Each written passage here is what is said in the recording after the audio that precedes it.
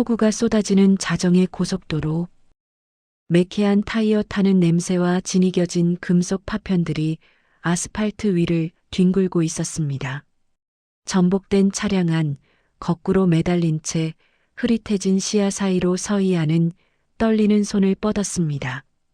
아랫배를 찌르는 듯한 극심한 통증. 그 안에는 그녀가 3개월간 목숨보다 소중히 지켜온 생명이 있었습니다. 그때 빗줄기를 뚫고 눈부신 전조등 불빛이 다가왔습니다.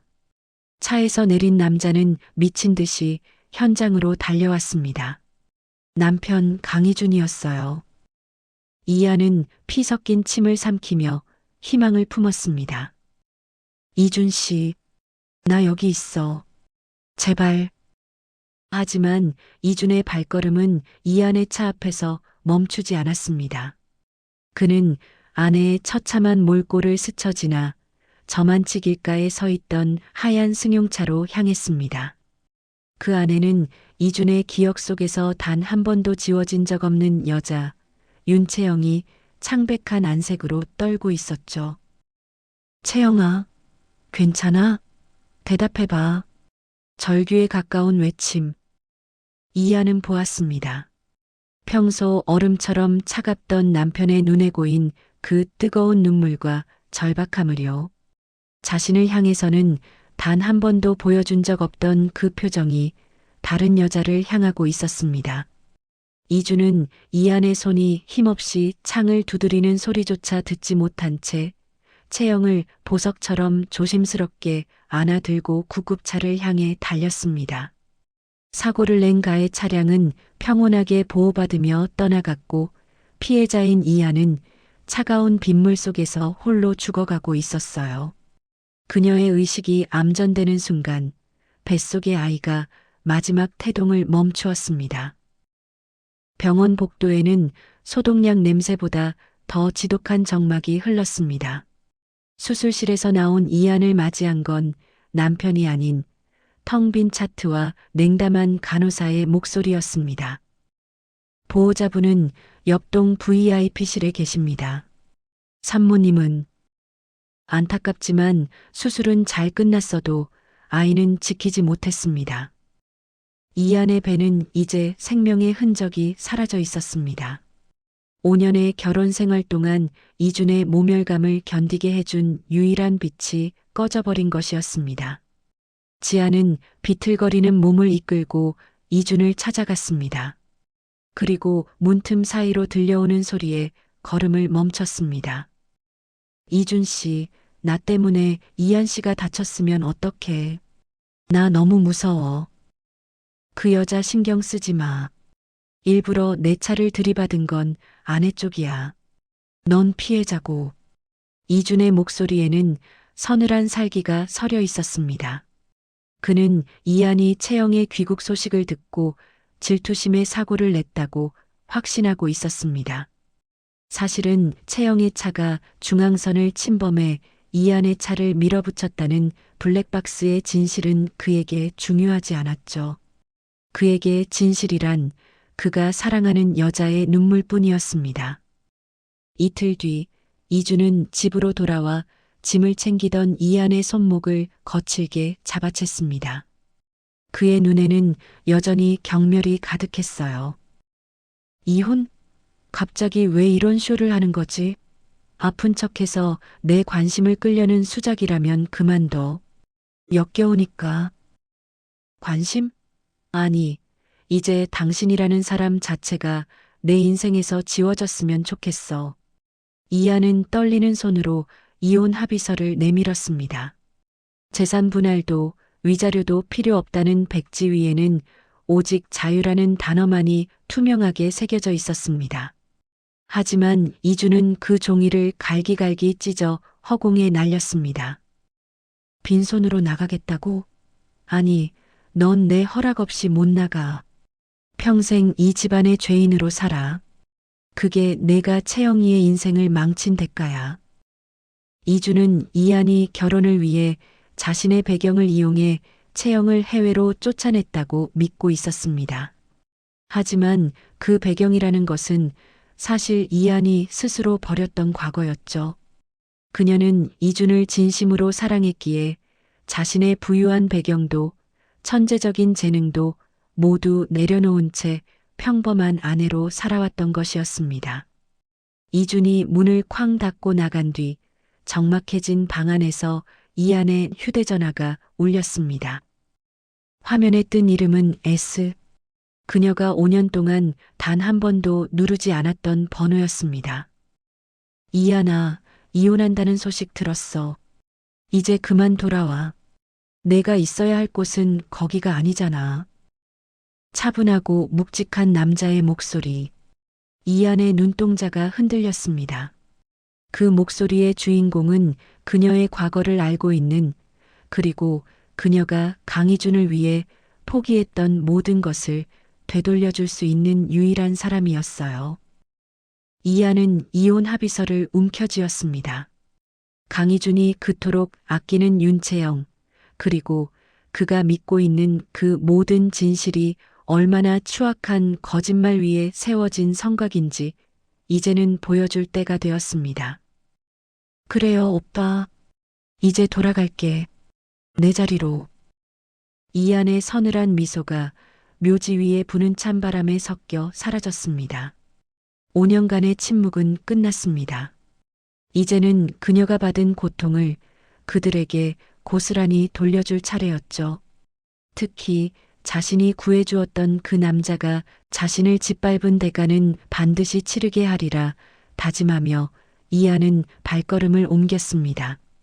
이준의 폭언이 남기고 간 자리는 서늘한 정적만이 감돌았습니다.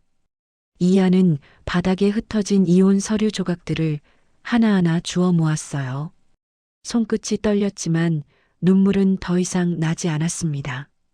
5년 전 대형 화재 사고 현장에서 정신을 잃어가던 이준을 끌고 나왔던 그 밤의 기억이 떠올랐습니다. 그때 입은 어깨의 화상 흉터를 보고 이준은 추하다며 고개를 돌렸었죠. 그는 그 흉터가 자신을 구하다 생긴 훈장이라는 것을 꿈에도 모른 채 옆에서 내가 널 구하느라 너무 무서웠어라고 연기하던 채영의 눈물만 믿었습니다. 이준 씨, 당신이 사랑하는 건 채영 씨가 아니라 당신이 만들어낸 가짜 환상이야. 이안은 나직하게 읊조리며 서랍 깊숙이 숨겨두었던 검은색 카드 한 장을 꺼냈습니다. VVIP 블랙. 전 세계 단 100명에게만 주어진다는 그 카드는 서이안이 서씨 가문이 파문당한 딸이 아니라 사실은 가문이 모든 자산을 실질적으로 움직여온 보이지 않는 손이었음을 증명하는 물건이었습니다. 다음 날 이준은 채영의 퇴원 수속을 위해 분주했습니다. 채영은 이준의 팔짱을 낀 채 세상을 다 가진 듯한 미소를 지으며 병원 로비를 걸었습니다. 그때 로비 전광판에 속보가 떴습니다. 속보. 국내 최대 투자사 S리더스 신임 총괄 대표로 베일에 쌓여있던 H 취임 발표.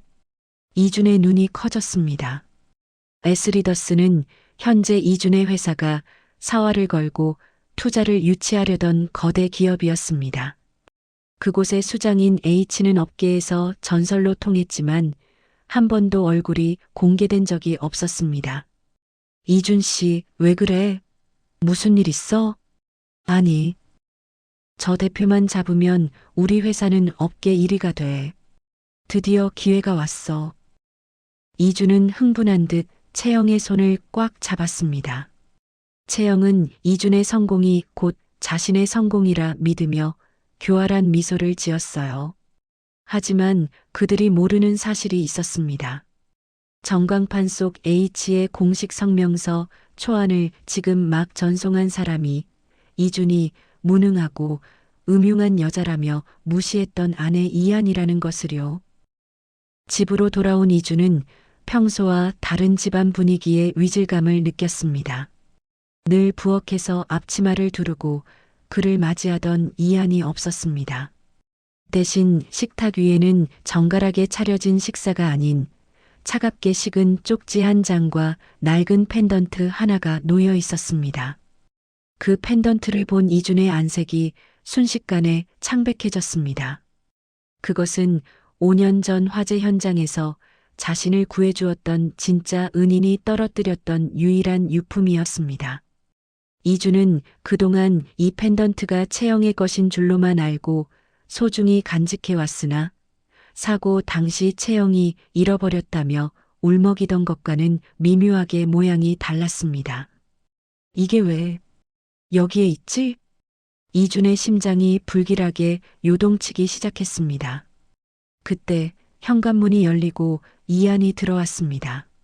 아니, 그녀는 더 이상 이준이 알던 수동적인 아내가 아니었어요. 몸에 딱 맞는 고급 슈트, 서늘한 눈빛, 그리고 범접할 수 없는 아우라. 그거 원래 내 거야, 이준 씨. 이안의 목소리는 차분했지만 칼날처럼 날카로웠습니다. 이준은 헛웃음을 터뜨리며 부정하려 애썼어요. 무슨 헛소리야? 이건 채영이가 나를 구하고. 채영 씨가 당신을 구했다고? 연기치고는 꽤 오래 갔네. 5년이면 충분하잖아. 이하는 이준을 지나쳐 안방으로 향하며 덧붙였습니다. 내일 에스리더스 취임식에 초대장이 갈 거야. 거기서 당신이 믿고 있는 그 진실이 얼마나 값싼 연극이었는지 똑똑히 확인해. 이준은 멍하니 서서 멀어지는 이안의 뒷모습을 바라보았습니다. 그녀의 어깨 너머로 살짝 보이는 화상 흉터가 오늘따라 유독 붉게 타오르는 것 같았습니다.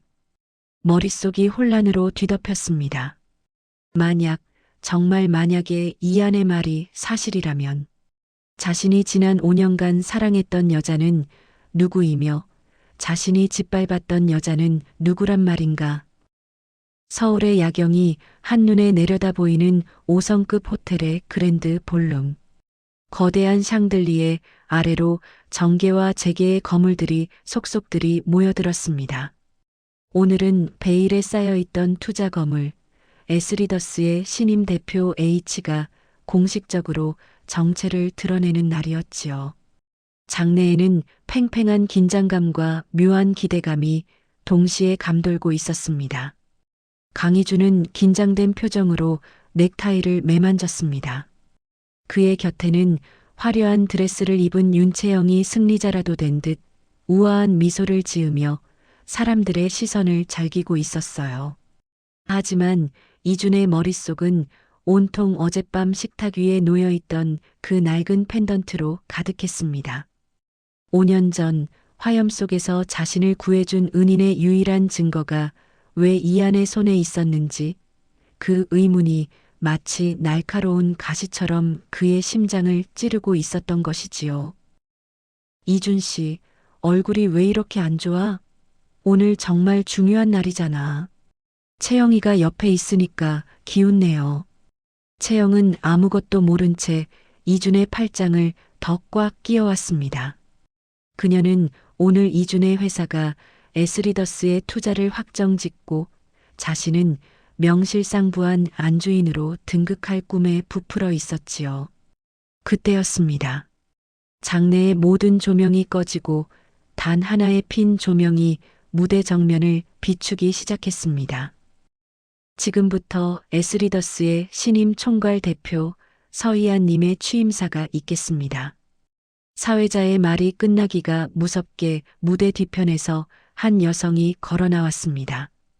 당당한 걸음걸이, 차가운 듯 지적인 미소, 그리고 전신에서 뿜어져 나오는 압도적인 위엄. 그녀는 바로 이준이 무능하고 음흉한 여자라며 비웃던 아내 서희안이었습니다. 장내는 순식간에 찬물을 끼얹은 듯 조용해졌습니다. 이준은 들고 있던 와인잔을 떨어뜨릴 뻔했고 채영의 얼굴은 핏기를 잃고 하얗게 질려버렸지요. 안녕하십니까.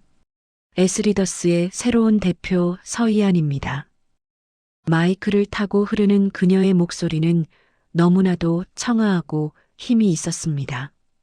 이안은 수많은 사람 사이에서 단번에 이준을 찾아냈습니다. 그리고는 경악에 빠진 그를 향해 아주 살짝 조소 섞인 눈길을 던졌지요. 이주는 심장이 터질 것 같은 충격을 받았습니다. 자신이 5년 동안 집안의 장식품처럼 취급하며 무시했던 여자가 사실은 자신의 목줄을 쥐고 있는 거대 자본의 주인이라는 사실이 믿기지 않았던 것입니다. 공식적인 행사가 끝나고 마련된 프라이빗 룸. 이주는 체형을 뿌리치고 이안을 가로막았습니다. 그의 목소리는 분노와 당혹감으로 심하게 떨리고 있었지요. 서이안, 이게 대체 무슨 장난이야? 내가 어떻게 이 자리에? 장난이라니요? 강 대표님, 저는 제 자리를 찾았을 뿐이에요. 그리고 당신이 그토록 원하던 투자 협약서, 지금 제 손안에 있다는 걸 잊으신 건 아니겠죠? 이하는 차갑게 웃으며 서류 한 장을 흔들어 보였습니다. 이주는 그 서류를 가로채려 했지만 이안의 경호원들에게 가로막혔습니다. 그때 뒤따라 들어온 채영이 이안을 향해 소리를 질렀습니다. 서이안, 너 미쳤어? 어딜 감히 이준 씨 앞에서 연극을 해? 내가 이 자리를 어떻게 훔쳤는지 모르겠지만 내가 가만 안 둘 거야. 그 말에 이하는 채영에게 다가가 나직하게 속삭였습니다. 그 목소리는 방 안의 온도를 순식간에 영하로 얼어붙게 할 만큼 시렸지요. 훔친 자리. 그 말, 윤채영 씨 당신이 할 소리는 아니지 않나? 5년 전 화재 사건 때 정신을 잃은 이준 씨를 밖으로 끌어낸 사람이 누군지, 그리고 그 공을 가로챈 사람이 누군지. 우리 이제 그만 진실을 이야기해 볼까요? 순간 채영의 눈동자가 격렬하게 흔들렸습니다. 그녀는 마치 유령이라도 본 듯 뒷걸음질을 쳤지요. 이주는 그 모습을 놓치지 않았습니다. 그의 머릿속에서 어젯밤의 펜던트, 이안의 어깨에 새겨진 화상 흉터, 그리고 지금 채영의 공포에 질린 얼굴이 퍼즐처럼 맞춰지기 시작했습니다. 이안아, 그게 무슨 소리야? 화재 현장에서 나를 구한 게 채영이가 아니라 너였다고? 이준의 목소리는 힘없이 꺾여 있었습니다. 이안은 그를 향해 5년 만에 처음으로 가장 차갑고도 우아한 미소를 지어 보였습니다. 이제야 뇌가 작동하기 시작했나 보네요. 하지만 어쩌죠? 이미 당신은 소중한 아이를 버렸고 진짜 은인을 짓밟았는데 이제부터 당신이 겪을 지옥은 내가 겪었던 5년의 시간보다 훨씬 더 길고 고통스러울 거예요. 이하는 미련 없이 방을 나섰습니다. 문이 닫히는 소리는 마치 이준의 세상이 무너지는 파열음과도 같았지요. 이준은 털썩 주저앉아 떨리는 손으로 얼굴을 감싸쥐었습니다. 자신의 인생을 바쳐 사랑했던 우상이 무너지고 자신이 악마라 불렀던 천사가 멀어지는 소리가 들려왔기 때문입니다. 취임식장의 화려한 불빛 뒤로 서이안이 남긴 말들은 강희준의 세계를 송두리째 뒤흔들어 놓았습니다. 그토록 차갑고 무심했던 아내가 사실은 자신의 목숨을 구했던 진짜 은인이었을지도 모른다는 의심은 이제 확신이 되어 그의 숨통을 조여오기 시작했지요. 행사장을 빠져나온 강희준의 차 안은 지독한 침묵만이 가득했습니다. 옆자리에 앉은 윤채영은 이준의 눈치를 보며 연신 마른 입술을 축였지요. 그녀는 본능적으로 직감했습니다. 자신이 5년 동안 쌓아올린 가짜 성곽이 서이안이라는 거대한 파도 앞에 무너져 내리고 있다는 사실을 말입니다. 이준 씨, 이안이가 한 말 다 거짓말인 거 알지? 나를 질투해서 어떻게든 우리 사이를 갈라놓으려고 저러는 거야. 채영은 떨리는 목소리로 이준의 팔을 붙잡았습니다. 하지만 이준은 그녀의 손을 차갑게 뿌리쳤지요. 그의 시선은 정면을 향해 있었지만 머릿속은 온통 5년 전 화염이 가득했던 그 지하실의 기억으로 가득했습니다.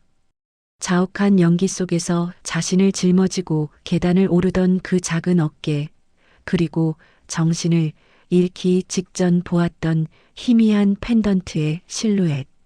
그 모든 것이 채영이 아닌 이안을 가리키고 있었다는 사실을 왜 이제야 깨닫게 된 것인지 그는 스스로를 용서할 수 없었습니다.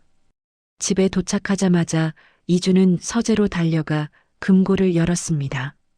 그 안에는 사고 당시 채영이 자신의 것이라 주장하며 가져갔던 펜던트가 들어 있었지요.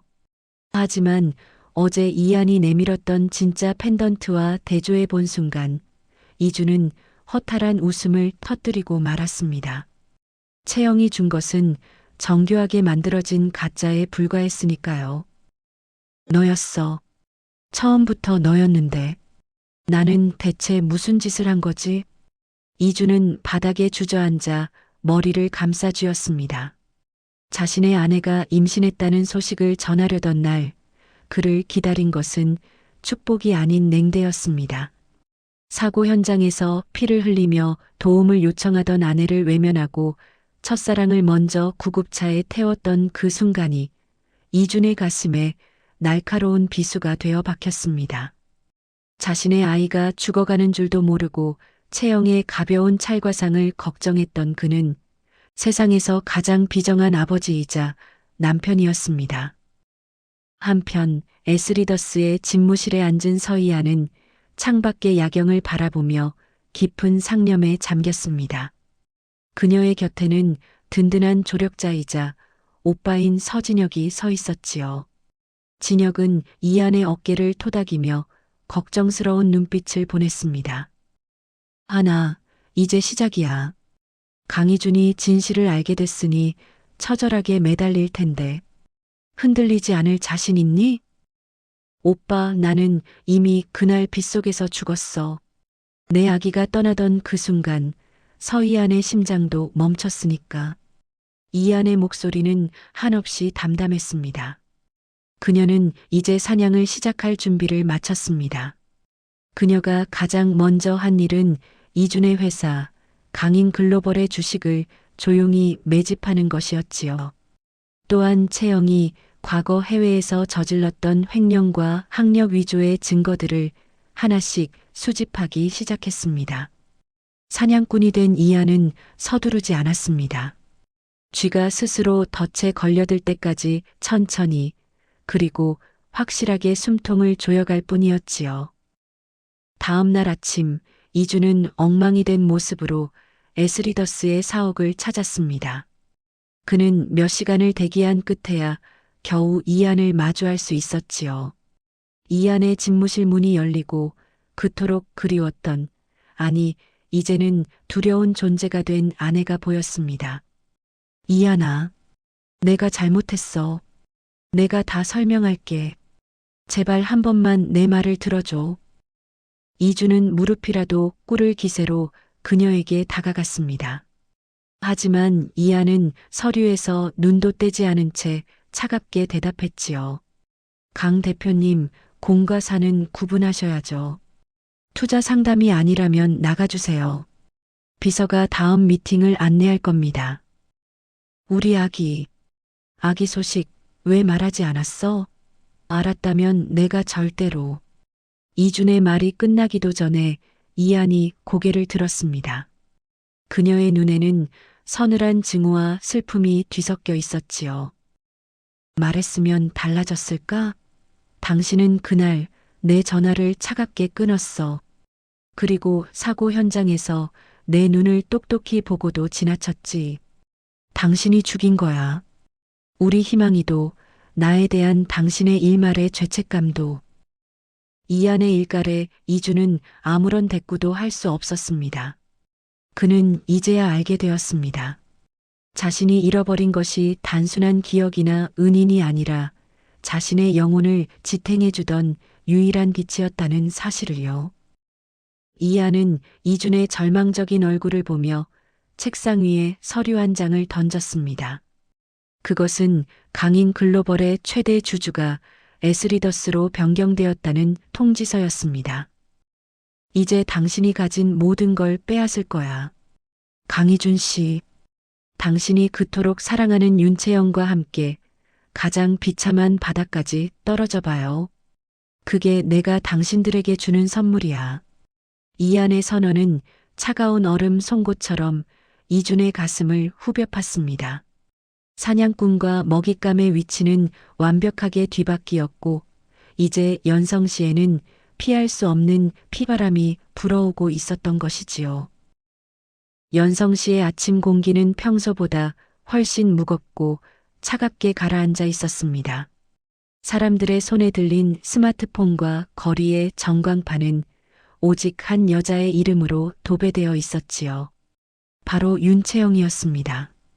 그녀가 해외에서 저질렀던 거액의 공금 횡령, 그리고 명문대 졸업장을 위조했던 추악한 과거가 익명의 제보를 통해 세상에 낱낱이 공개된 것입니다.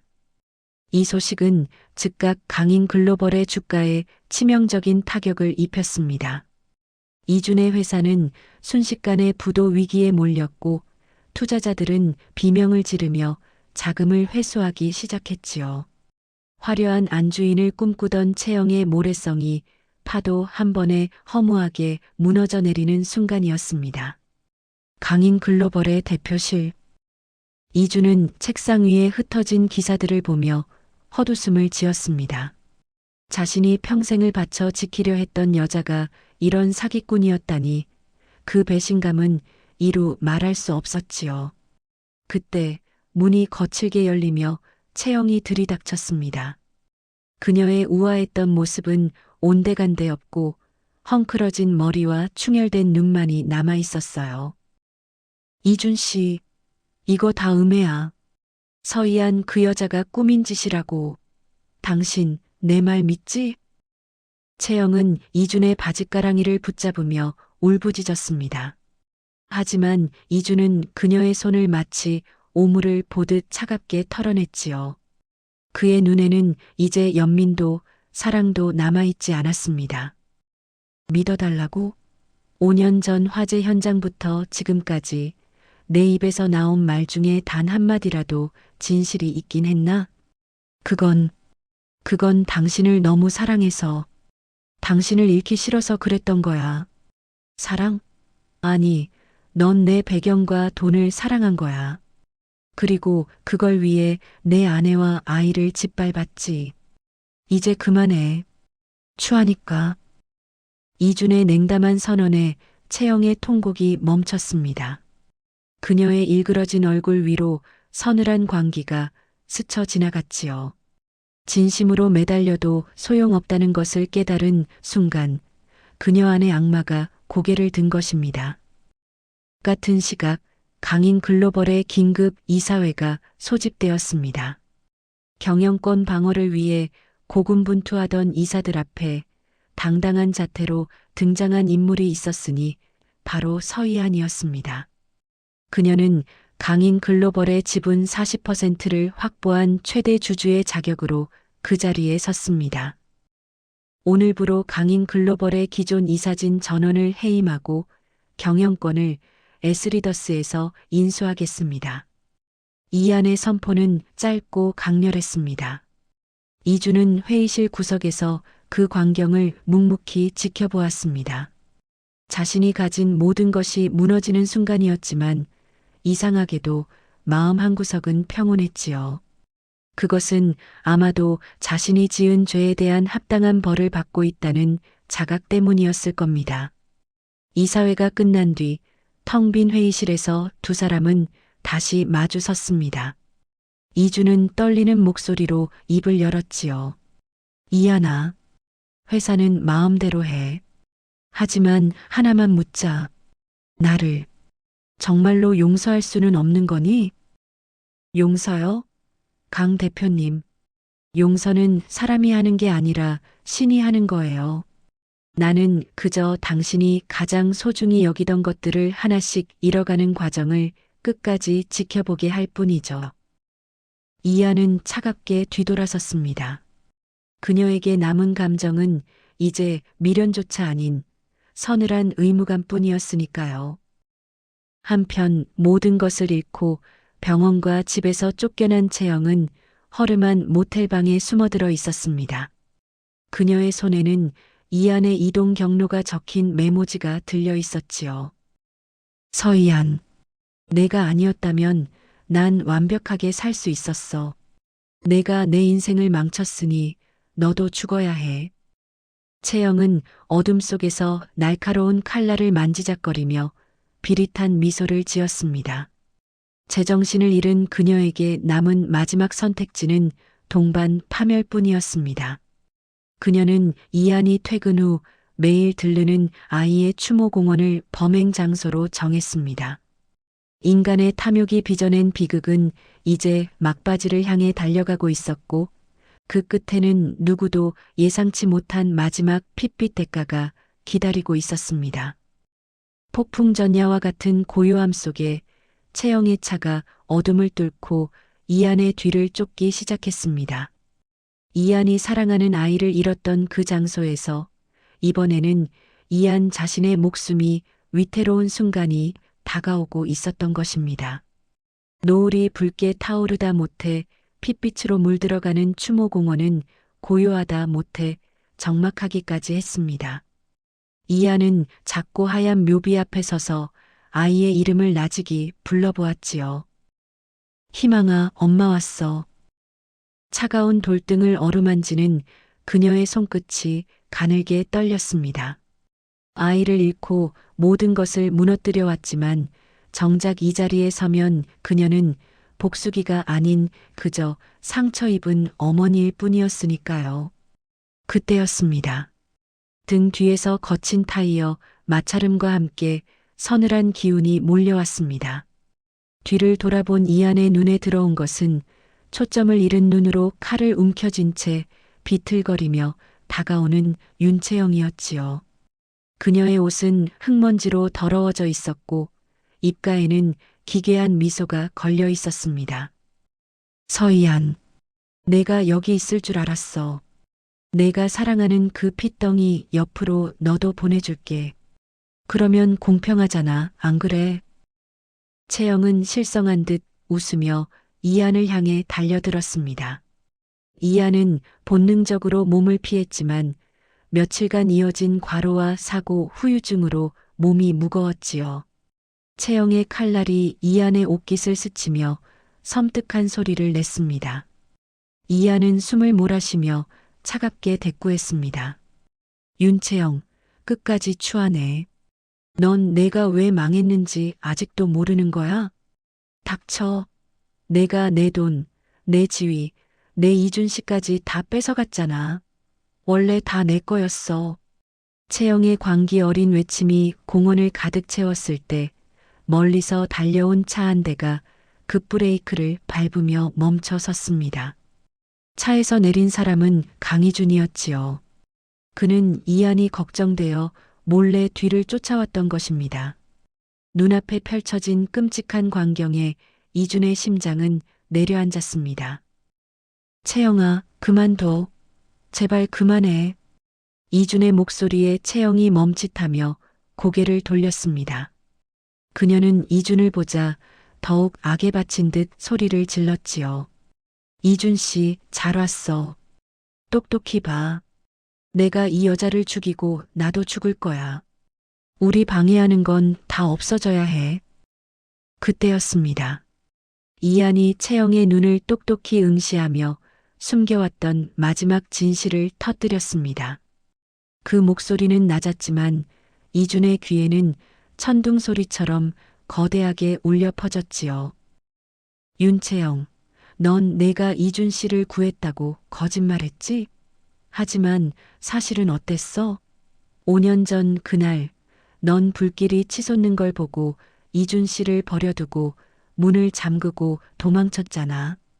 그가 죽어야 내가 유산을 가로챌 수 있으니까.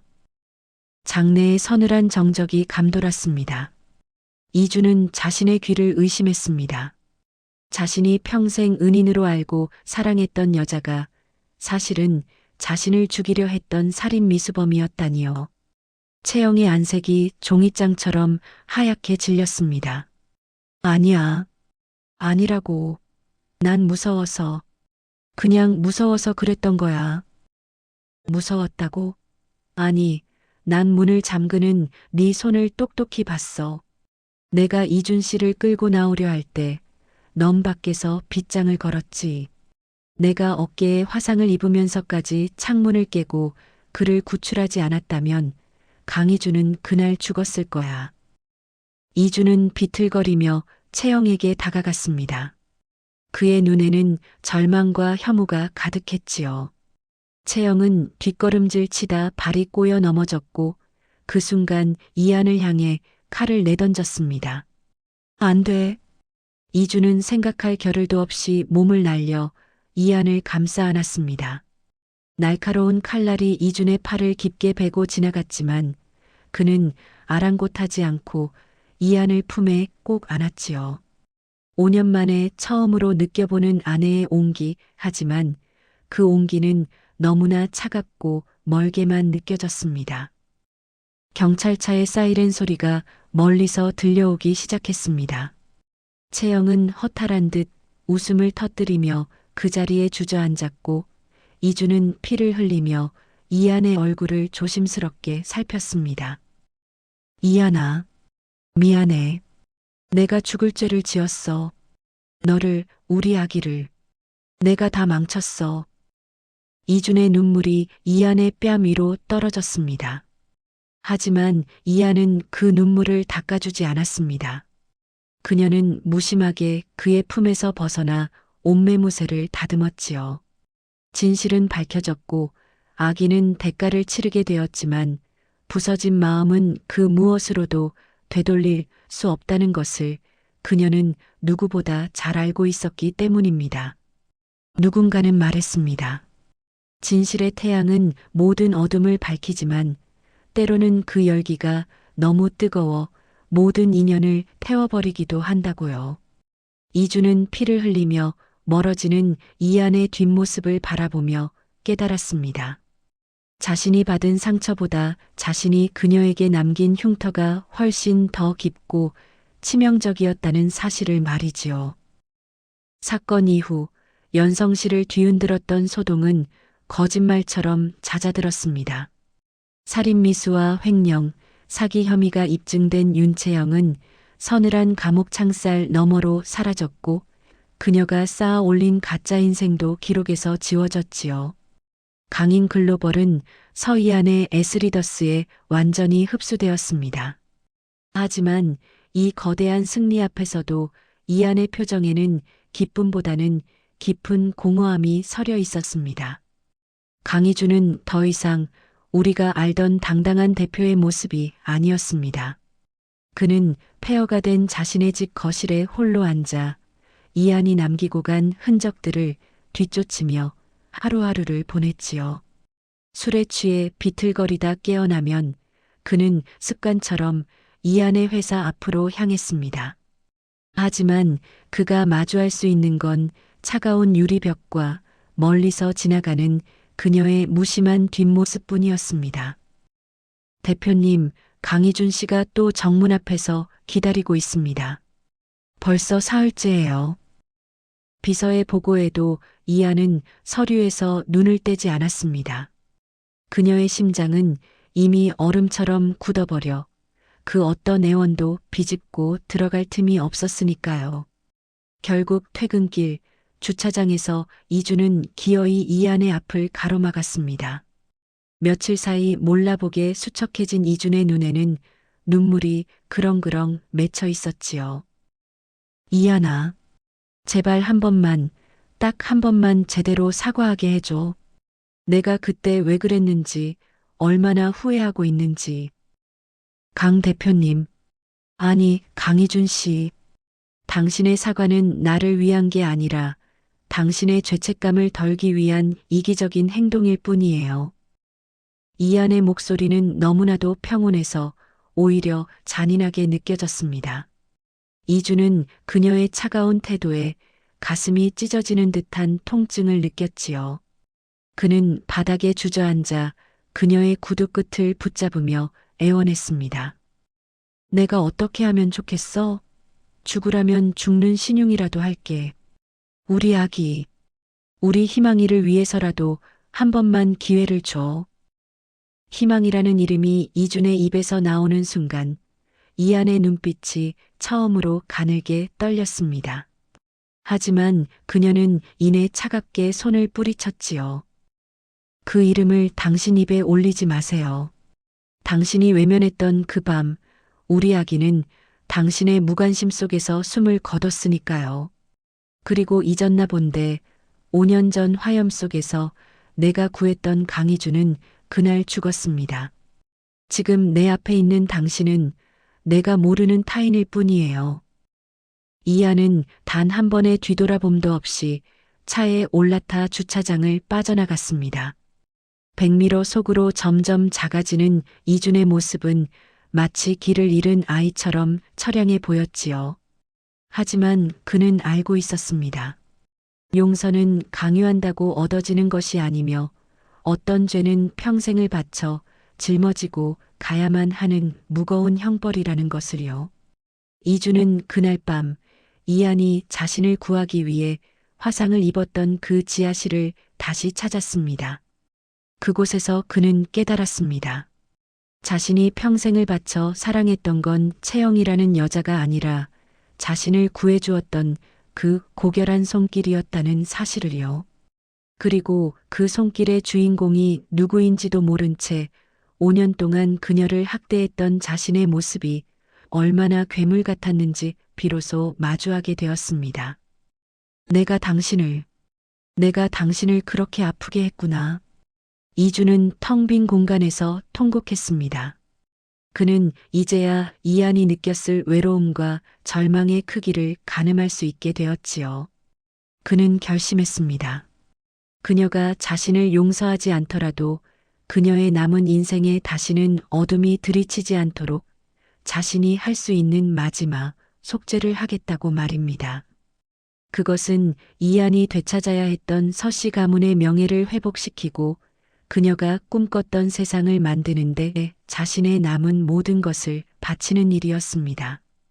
이주는 자신의 이름으로 된 남은 자산과 모든 인맥을 동원해 은밀하게 움직이기 시작했습니다. 자신은 평생 어둠 속에 남더라도 그녀만큼은 가장 밝은 곳에서 빛나게 해주겠다는 처절한 다짐과 함께 말이지요. 시간은 누구에게나 공평하게 흘러갔지만 그 흔적은 사람마다 다르게 남았습니다.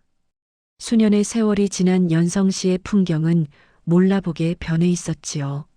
서이아는 이제 국내를 넘어 세계가 주목하는 자선사업가이자 기업가로 우뚝 섰습니다.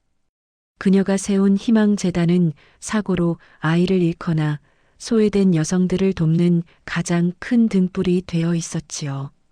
그녀의 얼굴에서는 예전의 서늘한 도끼는 사라졌지만 그 자리를 메운 것은 고요하고도 깊은 눈빛이었습니다. 그러던 어느 날 이안은 재단 설립 5주년 보고서를 살피던 중 이상한 점을 발견하게 되었습니다. 재단이 가장 위태로웠던 초기 시절부터 지금까지 매달 거액의 금액을 익명으로 기부해 온 한 후원자가 있었다는 사실이었지요. 그 후원자의 이름은 없었지만 기부금의 명목은 늘 같았습니다. 희망이의 엄마가 웃을 수 있는 세상을 위해.